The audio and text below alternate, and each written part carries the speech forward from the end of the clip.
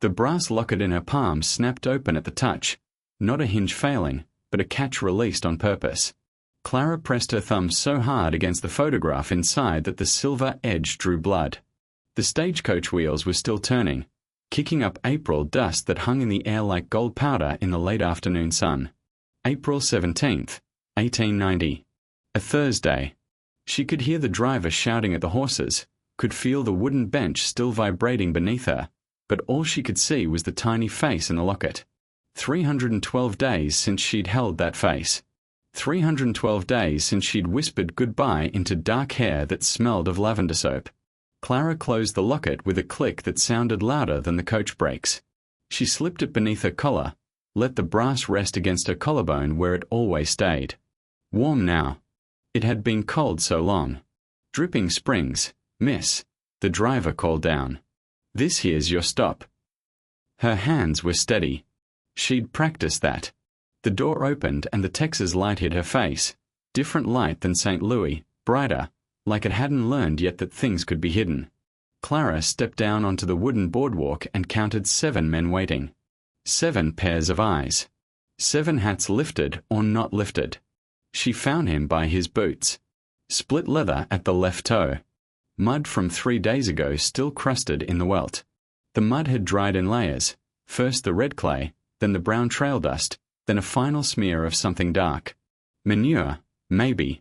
Or just dirt. Clara looked up. August Yancey was taller than his letters suggested.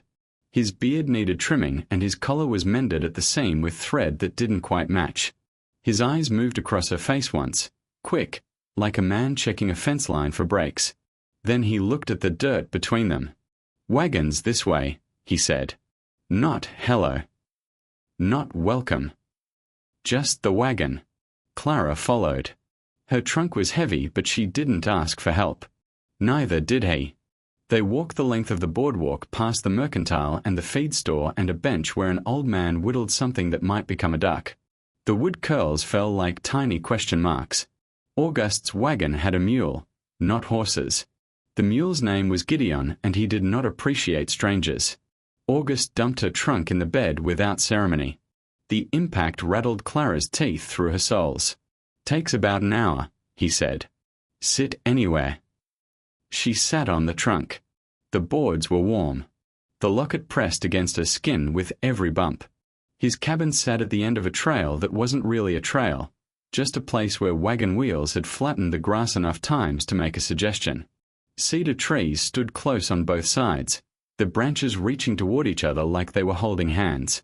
The cabin had a porch with 2 chairs, one of which listed slightly to the left where a leg had been repaired with stacked stones.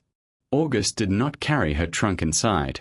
He simply set it on the porch and held the door open. The kitchen window had no glass. Just oiled paper stretched across the frame, yellowed at the edges, glowing amber when she lit the stove to heat beans. The light caught the dust motes and turned them into tiny dancers. Clara watched them while August sat at the table and did not watch her. You ain't got to cook, he said. First night. I don't mind cooking. Suit yourself. The beans came from a tin. The bread was 2 days old and hard at the crusts. She sliced it thin and arranged both on a single plate, then realized there was only one plate. August noticed at the same moment. He stood, opened a cabinet, pulled out a second plate that had a hairline crack across its center, wiped it with his sleeve, set it down. They ate. The beans were bland. The bread was dry. The silence was neither comfortable nor uncomfortable. It simply was, like the oil paper or the listing chair or the mule who still did not appreciate strangers. When the dishes were washed, August pointed to a door. Bedroom's there. I'll take the floor. You have a back. Floor's fine. Clara did not argue. She had learned which arguments were worth having. She closed the bedroom door, sat on the edge of the mattress, and listened to him settle on the other side of the wood. He did not snore. He did not toss. He simply lay there, breathing slow and even, like a man who had learned to take what sleep gave him. At 2 a.m., Clara touched the locket again. Then she touched her wrist, the inside of it, where the skin was thin and blue-veined. where another hand had once held her steady while a different kind of darkness pressed in. That hand was not here. That hand might never be here again. She pressed her thumb against the locket once more, but not hard enough to draw blood. Just hard enough to feel the edges. Just hard enough to remember that something precious could still be held, even here, even now, in this strange cabin with its paper window and its silent man and its Texas light waiting for the morning. The locket did not open. It did not need to. Clara knew the face inside by heart. When dawn came, she rose before August. She found coffee in a tin marked coffee and water in a bucket by the stove. She did not look for her own reflection in the oil paper. She knew what she would see, a woman who had traveled 900 miles to stand in a stranger's kitchen, making coffee from a stranger's beans, waiting for a life she couldn't yet picture. But the coffee smelled good. The morning light through the paper was soft and kind. And somewhere, 312 days behind her, a child with dark hair was waking up to a different kind of morning. Clara poured 2 cups. Set one at August's place. Waited. Sometimes waiting is enough. Sometimes it's the only thing you can do. And sometimes, if you're very lucky, if the light is kind, if the man who finds you at the stagecoach turns out to be someone who also knows how to wait, sometimes that's exactly where a story begins. The smell of bacon pulled Clara from sleep, but it was the wrong smell. Not crisp and golden. Burnt. Acrid. The kind of smoke that meant someone had let the fat catch and hadn't noticed. She pushed herself up on one elbow. The bedroom door stood slightly open.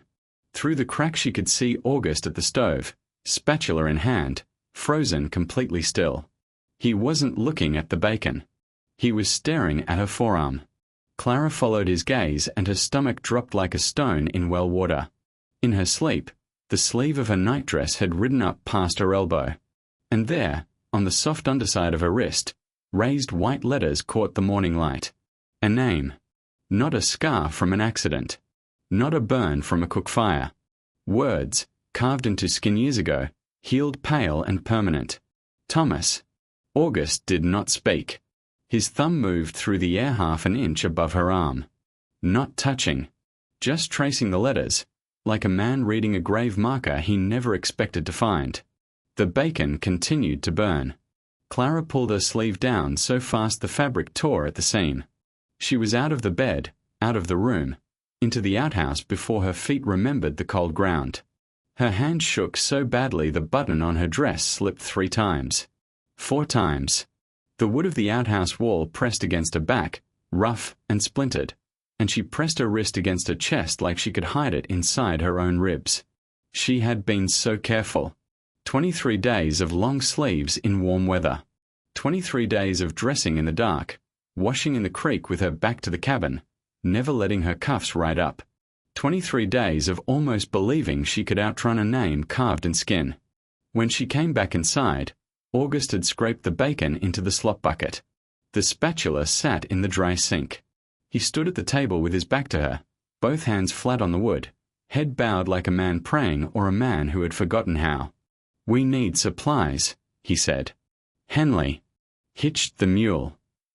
His voice sounded the same. Flat. Even. Like he was telling her the price of flour. Clara nodded. He wasn't looking. She nodded anyway. The wagon ride to Henley took 47 minutes. Clara counted. August sat beside her, reins loose in his hands, eyes on the trail. The cedar brakes gave way to open grassland dotted with bluebonnets. April had painted everything blue and green and gold. Clara had never seen anything so beautiful or so unbearable. Gideon the mule stopped twice to eat grass. August let him. 31 minutes in, August cleared his throat. The cicadas were screaming in the live oaks, a sound like summer even though summer hadn't come yet. He spoke into that noise, quiet enough that she almost didn't hear. "He coming for you." 3 seconds passed. 5. Clara's fingers found the locket beneath her collar. The brass was warm against her skin. She thought about lying. She had practiced lies for months, rehearsed them in boarding house mirrors and stagecoach windows. She could say brother. She could say cousin. She could say Thomas was a man who owed her father money and she was simply hiding until he paid his debt. Instead, she opened the locket and handed it to August. The wagon kept moving. The mule kept walking. August looked at the tiny photograph inside the brass circle. A child. Girl. Maybe 3 years old. Dark hair that curled at the ends. A serious mouth. Her mother's eyes. August's jaw shifted once. Twice. He closed the locket and handed it back. They rode into Henley without another word. Henley, Texas, had one general store and a population of people who noticed strangers. Mr. Pratt stood behind the counter in his white apron, weighing salt pork on a brass scale. He smiled when the bell above the door jingled. The smile faltered when he saw Clara's face. "Mr. Yancey," he said. August handed him a list. Coffee, sugar, nails, lamp oil. Mr. Pratt moved along his shelves, gathering items in his careful grocer's hands. Clara stood by the pickle barrel and tried to breathe. "Almost forgot," Mr. Pratt said, not turning around. "Man came through here yesterday, asking questions." August went very still. "Stranger," Mr. Pratt continued, reaching for the lamp oil. "Tall fella. One hand bandaged up like he'd hurt it recent. Said he was looking for his sister. Mail-order bride named Clara." The flour sack was heavy in Clara's hands. 5 pounds. White cotton stamped with the mill's name in blue ink. He said, Mr. Pratt went on, that she might be using a different name. But if anyone had seen a woman matching her description, would they kindly let him know? Said he'd been looking for her a long time. Clara's fingers opened. The flour sack hit the plank floor and burst. White powder bloomed across the boards, spread like a wave, caught the light from the window and turned it into something soft and cold. Snow in July. Ash from a fire no one could put out. Mr. Pratt turned around. "Oh, don't you worry, miss. I'll get the broom." August stepped forward. Not toward Clara. Between Clara and the door. "When?" he said. "Yesterday. Afternoon. He stayed at the boarding house, I think. Might still be." August's hand closed around Clara's wrist. Not the scarred one. The other one. His grip was firm but not painful, calloused palm against her pulse, and she felt her heartbeat jumping against his skin like a wild thing in a cage. "We forgot something at the cabin," he said to Mr. Pratt. "Keep the flour on my account." They were out the door, down the steps, across the dirt road to where Gideon waited with patient ignorance. August helped her onto the wagon seat, his hands at her waist, his breath in her hair. Then he was beside her, slapping the reins, turning the wagon away from Henley and toward the trail that wasn't really a trail.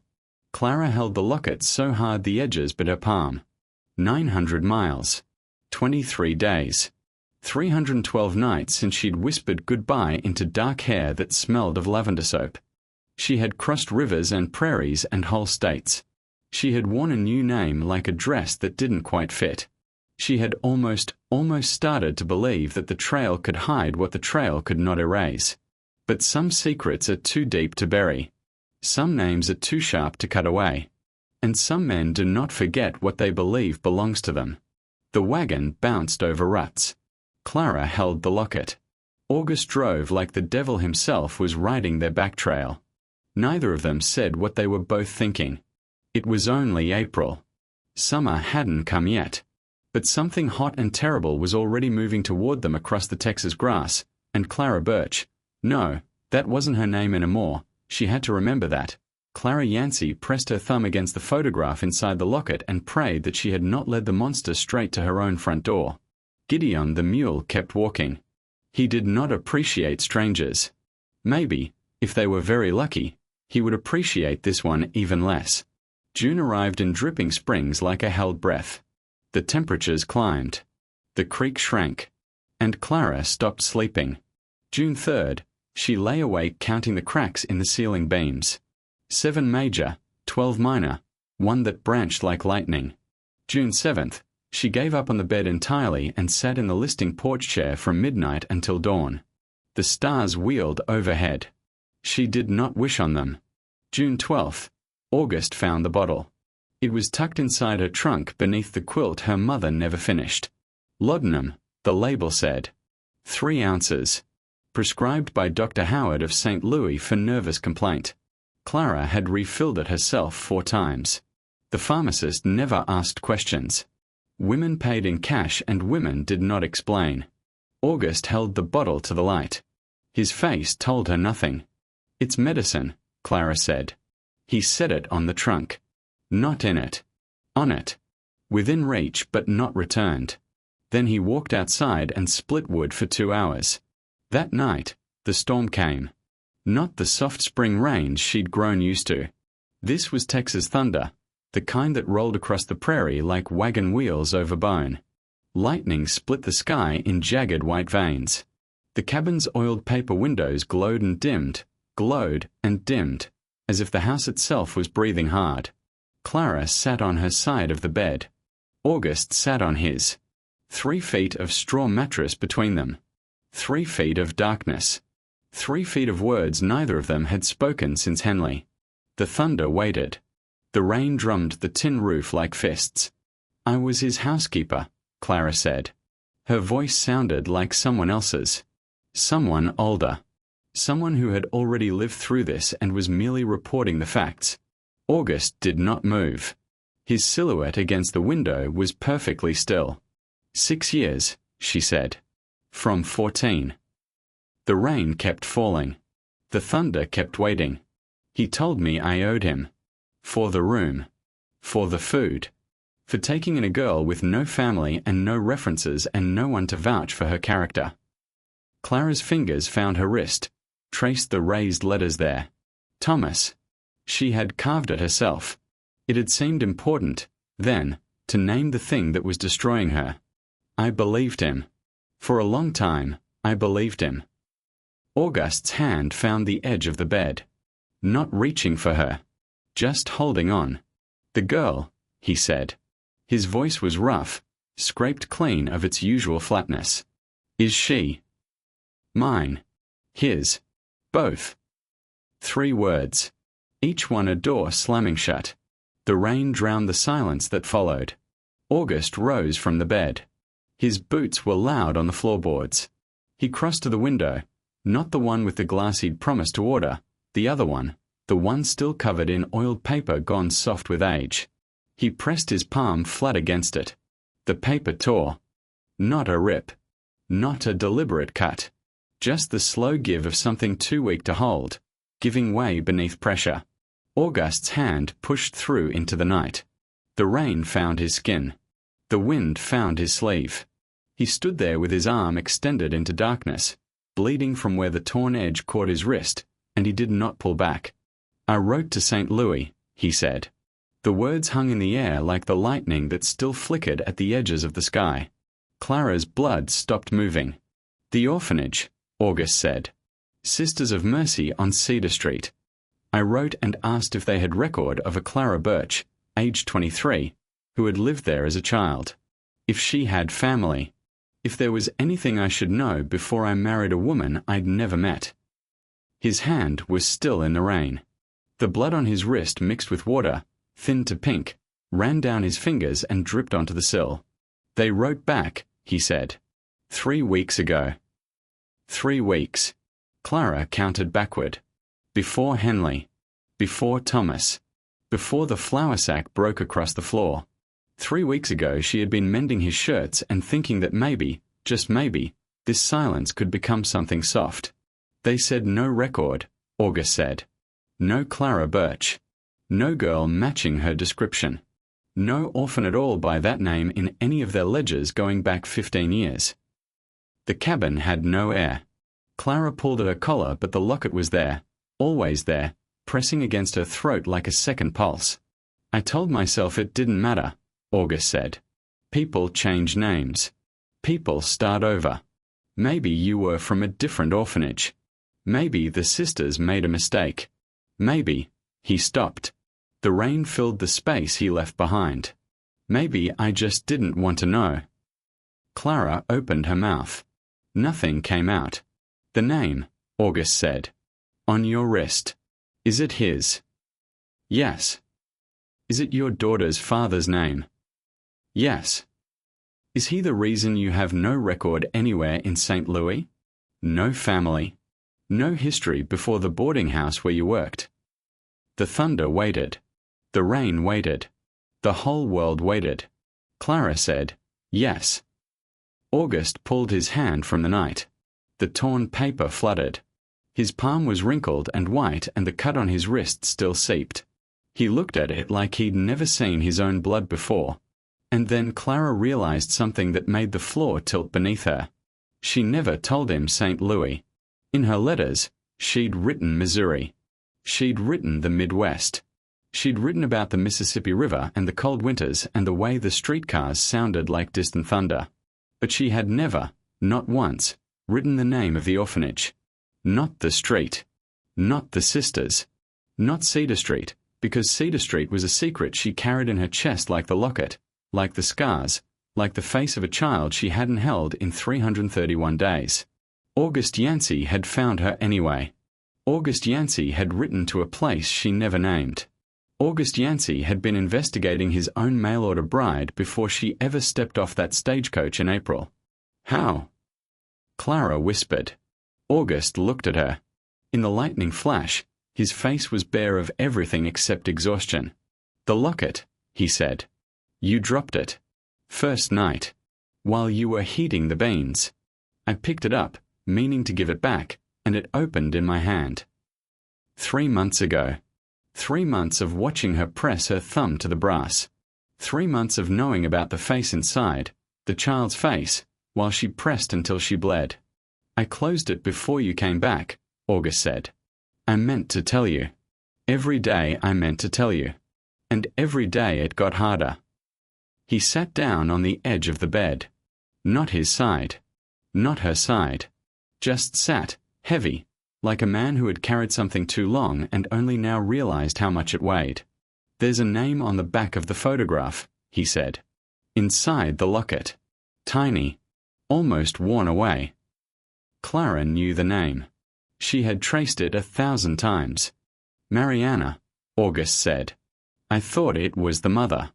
Or a grandmother. But the orphanage said, the sisters said they had a Mariana once. Little girl. Dark hair. Placed in a private home 6 years ago. Records sealed by court order. He looked at her. Directly. For the first time since the stagecoach.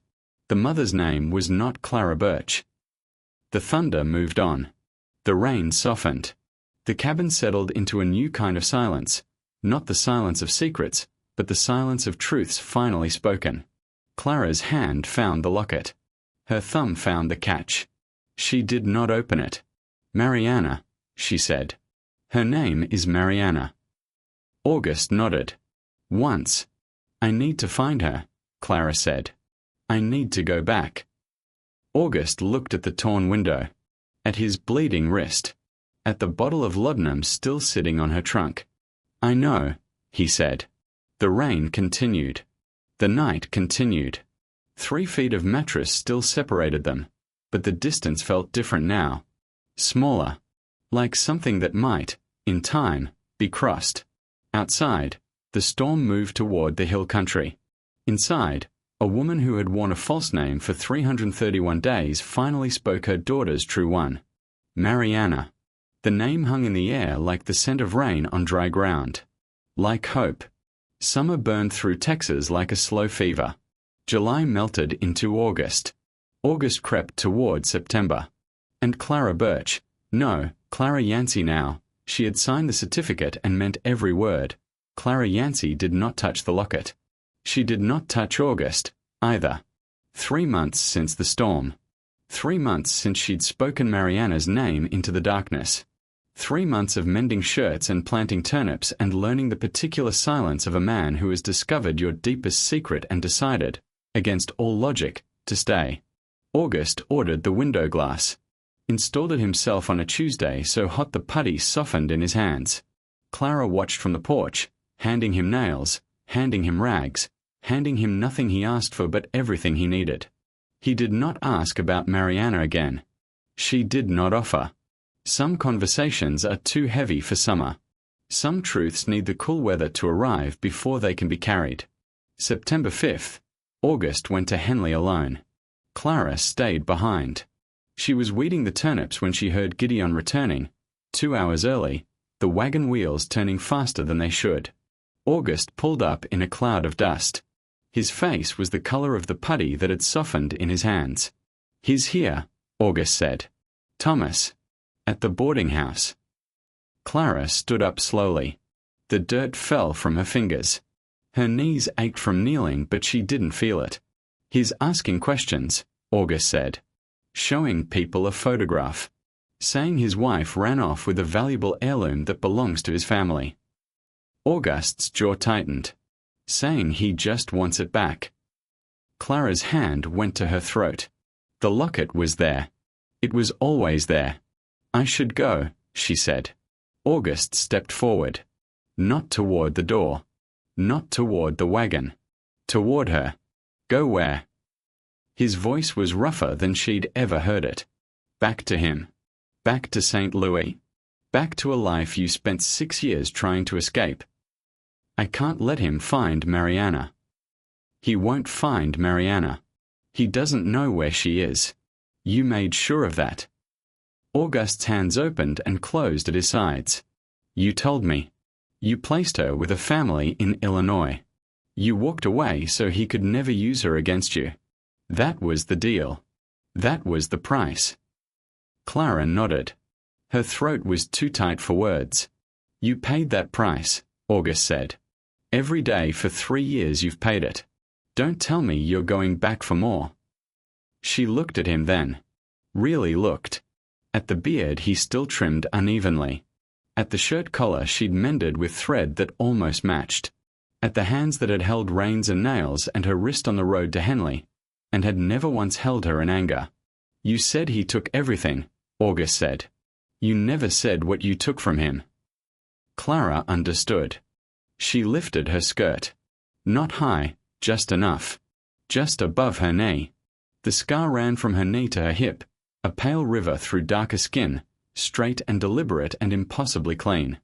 Not a wound that healed wrong. A wound that was made. August looked at it for a long time. His face did something she couldn't name. Not horror. Not pity. Something else.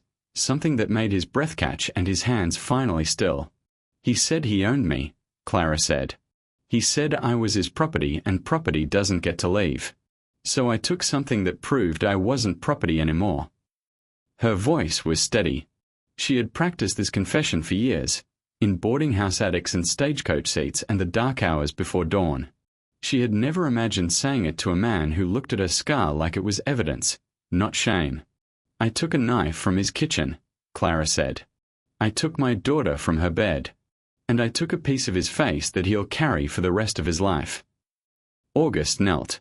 Not in front of her, beside her. On the dusty ground by the turnips. His fingers hovered over the scar, not touching, just tracing its length through the air the way he'd traced the name on her wrist. "You didn't tell me," he said. "You didn't ask." His hand dropped. He picked up a handful of Texas dirt, let it run through his fingers. The dust rose and settled on his boots, on the split leather at the left toe, on the mud that had been there since April and would probably be there forever. "I asked St. Louis about him," August said. "After the orphanage wrote back. I hired a man. A Pinkerton. Cost me $40 I didn't have." Clara's breath stopped. He sent a report. 3 pages. Names, dates, addresses. The boarding house where you worked. The police call they never answered. The doctor who treated your wrist after you carved it yourself with broken glass. August looked up at her. And the warrant that was never issued, because the judge was his cousin and the sheriff owed him money. The turnips swayed in the breeze. September light slanted through them, soft and golden. "Why didn't you tell me?" Clara whispered. "Same reason you didn't tell me about Mariana." August stood. His knees cracked. He brushed the dirt from his hands. Some truths need time. Some weights need 2 people to carry them. He walked to the wagon. reached under the seat, pulled out something wrapped in oilcloth. His hunting knife. The blade caught the light when he unfolded it. 8 inches of steel, sharpened so many times the edge had a permanent curve. The handle was antler, darkened by years of grip, worn smooth in the places where August's palm rested. I was going to find him, August said. Before Henley. Before the flower. Before I knew for sure who you were running from. I was going to find him and make him sorry he ever touched what was mine. He held the knife out, handle first. But you're not mine, he said. You never were. And this isn't my fight to fight. Clara looked at the knife. Looked at August. Looked at the turnips, the cabin, the glass window that caught the sun and turned it into something ordinary and beautiful. You think I can fight him, she said. I think you already did. August set the knife in her hands. I think you've been fighting him every day for 3 years. I just think it's time you had better weapons. The antler was warm from his palm. The weight was unfamiliar. Clara curled her fingers around the handle and felt something shift in her chest. Not fear, not anger, something older and harder and more necessary. I don't want to kill him, she said. I know. I just want him to stop. I know. Clara tucked the knife into her belt, pulled her skirt over it. The blade pressed against her hip, cold and patient. When he comes, she said, I need to face him alone. August nodded. Once. But I need you close. He nodded again. Then he walked to the porch and sat in the listing chair, the one with the stacked stones under its bad leg, and waited. Thomas came at dusk. Clara heard the horse first. Not a wagon, not a mule, a single rider moving slow and deliberate. She stepped onto the porch. August stood at the tree line, shotgun lowered, his face shadowed by live oak branches. Thomas dismounted. He was thinner than she remembered. Older. The bandage on his right hand had been replaced by a clean white wrapping, but the shape underneath was wrong. Flattened. Incomplete. Clara. His good hand opened. Empty. You forgot this. He tossed something into the dust at her feet. A hair ribbon. Faded pink, frayed at the ends, the satin gone soft from years of being touched and folded and held against a child's pillow. Mariana's ribbon. The one she'd worn on her 3rd birthday. The one Clara had braided into her hair that morning, the last morning, before she lifted her sleeping daughter from her bed and walked out into the St. Louis dark. Clara stepped off the porch. Her hip remembered the knife. You followed me 900 miles to return a ribbon. Thomas smiled. It was the same smile. The one that said he knew something she didn't. The one that said he was patient, so patient, and patience always won. I followed you 900 miles to finish our conversation. His good hand gestured at the cabin, the mule, the man at the tree line with the shotgun. This isn't you, Clara. This isn't your life. You're just hiding here until you realize you belong somewhere else. Behind her, the cabin door stood open. The glass window caught the last of the light. August stood motionless at the tree line. Clara's fingers found the knife handle beneath her skirt. You first, she said. October arrived on a whisper of cooler air. The first frost came late in the season, the morning of October 15th, 1890. Clara woke to find the world outside her window turned silver and quiet. Every blade of grass wore a thin white coat. The cedar branches sparkled like they'd been dusted with salt. Even Gideon's water trough had a delicate skin of ice that cracked like church bells when she broke it with her finger. August was already at the window. New glass now. Clear and true, without ripple or bubble. He'd ordered it from San Antonio, waited 6 weeks, installed it himself on a Sunday while Clara held the frame steady. The old oiled paper lay folded on a shelf in the barn, kept for reasons neither of them discussed. August wasn't looking outside. He was looking at her reflection. Clara saw herself through his eyes. A woman at 30, though she sometimes forgot her own age. Hair pulled back, graying earlier than her mother's had. Hands roughened by turnip soil and mending thread and the particular work of surviving one day at a time.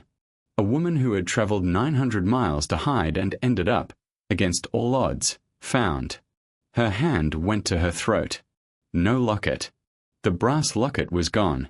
She'd left it in St. Louis, buried in the wall of a boarding house room where no one would ever find it. Or maybe she'd lost it on the trail, dropped it in the Red River or the Trinity or one of the 100 smaller crossings she'd made between April and forever. She couldn't remember. She only knew that one morning she'd woken up and the weight on her collarbone was simply gone. August turned from the window. His hand opened. A new locket rested in his palm. Not brass. Tin. Simple, almost plain, the kind a peddler might sell for a dime at a county fair. But the catch was new and tight, and the surface caught the October light like it had something important to say. Clara's fingers didn't shake. They hadn't shaken since September 5th, when she'd stood on her own porch and spoken 2 words that changed everything. She took the locket. Opened it. Inside, no photograph. A lock of hair. Dark, fine as spider silk, curled at one end where it had been tied with a thread of faded pink. Mariana's hair. Clara's breath stopped. The cabin held still. Even Gideon, visible through the new glass window, paused in his patient chewing. How? Clara whispered. August's thumb found the edge of the locket, traced it once.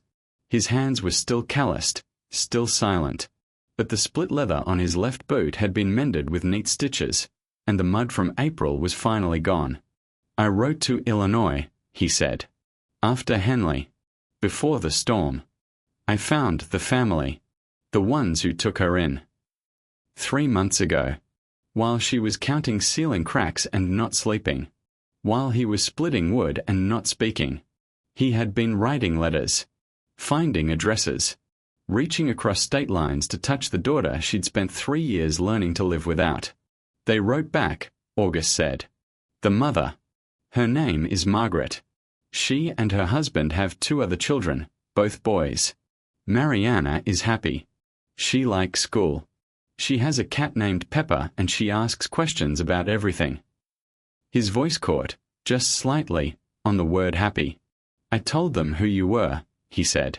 Where you were. What you'd done to keep her safe.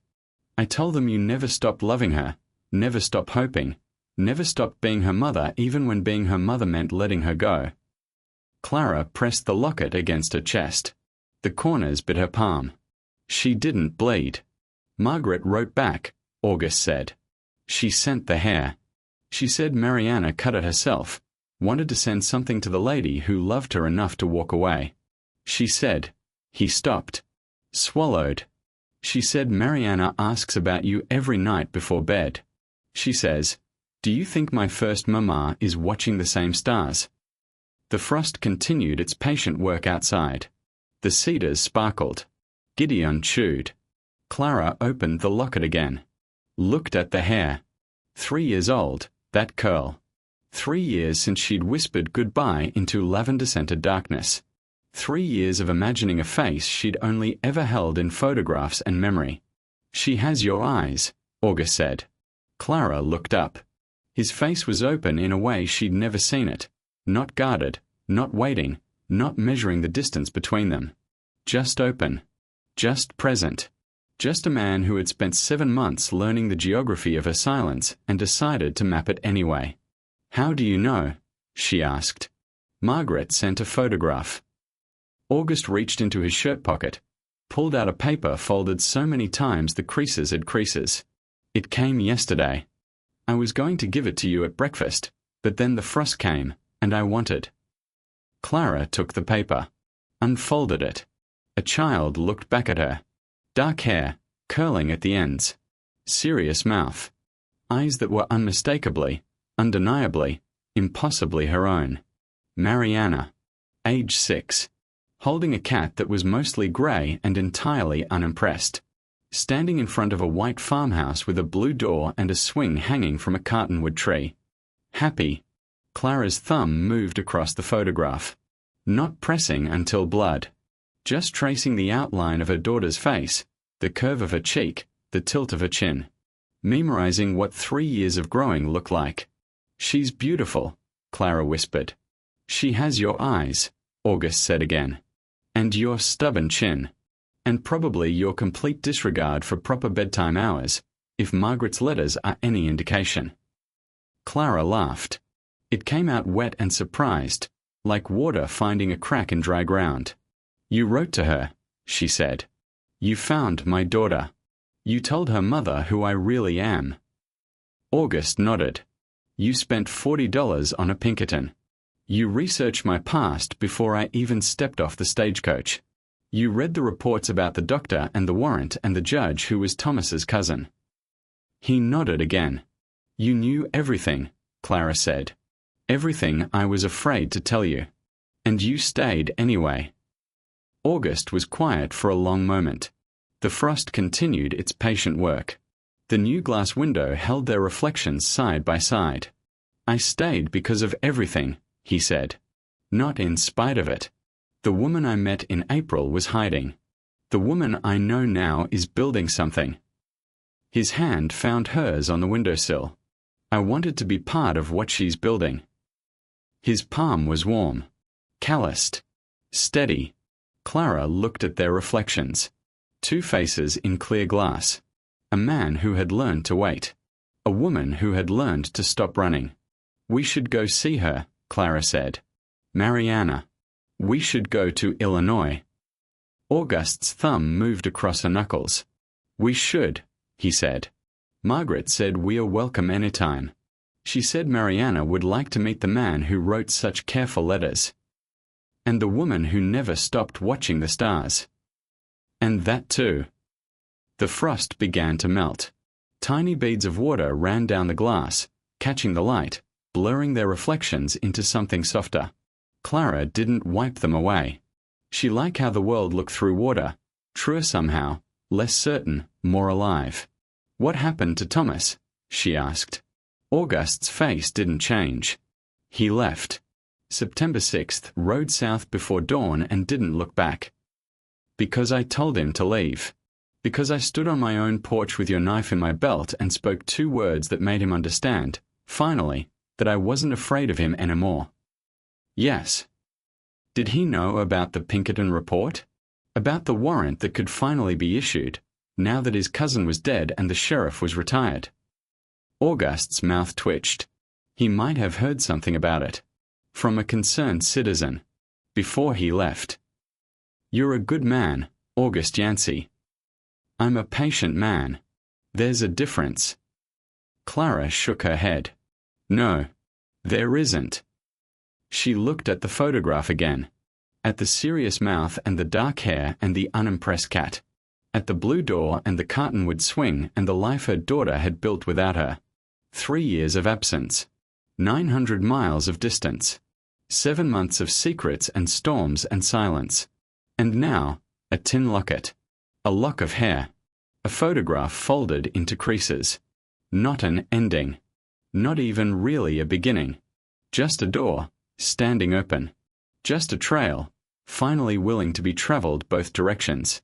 We should write back, Clara said. Today. Before I lose my courage. August nodded. There's paper in the drawer. Ink, too. I bought a new bottle last week. You planned this. I planned the ink. The rest just happened. Clara smiled.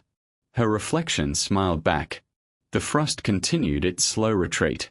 She set the photograph on the windowsill, propped against the glass where the morning light could find it. Then she opened the tin locket again, touched the dark curl one more time, and closed it carefully. Not pressing. Just holding. There's something I need to tell you, August said. Clara waited. Margaret wrote something else. At the end of her letter. He paused. She said Mariana asks about you every night. But she also asks about something else. What? She asks if her first mama has people now. If she's lonely. If there's someone who makes her tea in the morning and checks the locks at night. August's voice was very quiet. She said, I hope my first mama has a family. Everyone should have a family. The cabin held its breath. Clara looked at her reflection. At August's reflection beside her. At the frost melting and the light shifting and the photograph of a 6-year-old girl who hoped her mother wasn't alone. "She's not alone," Clara said. August's hand tightened on hers. "No," he said. "She's not." Outside, Gideon stamped his foot and sneezed. The chickens scratched at the frosty ground. The cedar branches shed their silver coats in tiny waterfalls. Inside, a woman who had traveled 900 miles to hide finally understood that she had arrived somewhere worth staying. "We should plant more turnips in the spring," Clara said. "The ones we had were too small. We need better soil. I'll dig a new bed before the ground freezes. And fix the porch step. It's getting loose. I noticed that. And write to Margaret about visiting. Maybe after planting season. Maybe before summer gets too hot. I'll start the letter tonight." Clara nodded. Her thumb found the tin locket again, traced its simple edges. "August." "Yes." "She has your eyes." He turned, confused. "Mariana. But you said." "Not Mariana." Clara touched his reflection in the glass. "The girl in the photograph. She has my eyes. But the woman in this window? The one who stopped running? The one who's finally learning how to stay?" She met his gaze in the clear, cold glass. "She has yours." The frost continued its patient work. The light continued its slow climb. And two people, who had traveled very different distances to reach the same cabin in the Texas Hill Country, stood together at a window and watched the world turn silver and gold and ordinary and new. October 15th, 1890. A Tuesday. The beginning of everything.